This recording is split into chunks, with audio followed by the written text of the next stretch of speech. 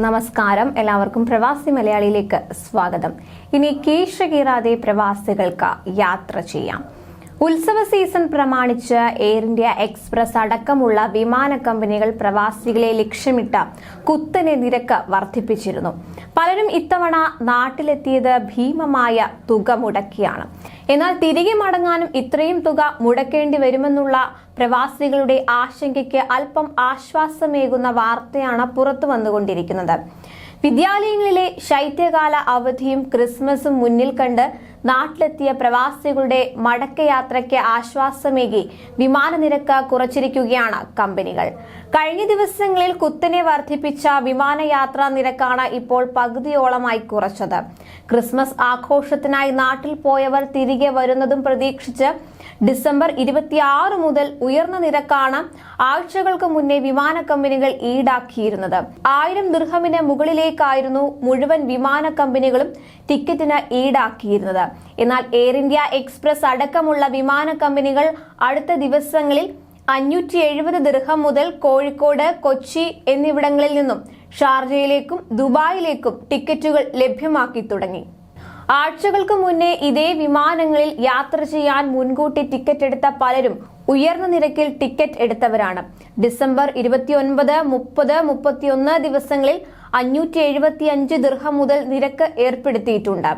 കോഴിക്കോട് നിന്നും Dubai, Sharjah എന്നിവിടങ്ങളിലേക്കാണ് Air India Express ഈ നിരക്ക് സജ്ജീകരിച്ചിരിക്കുന്നത്.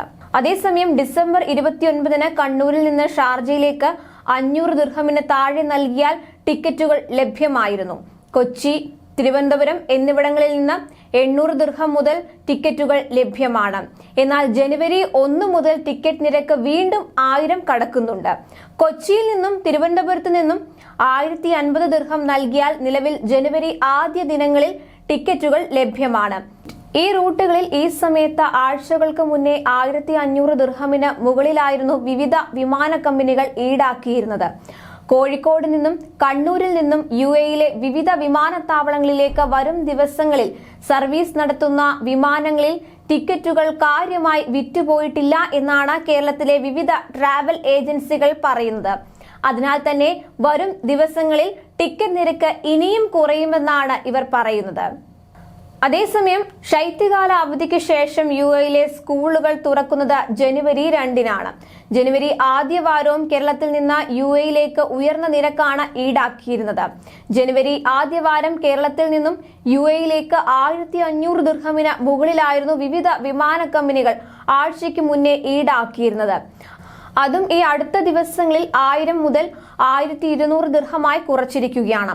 അടുത്ത ദിനങ്ങളിൽ ഇതിലും കുറയുമെന്നാണ് ട്രാവൽ ഏജൻസികളുടെ പ്രതീക്ഷ. ഒപ്പം പ്രവാസികളുടെയും.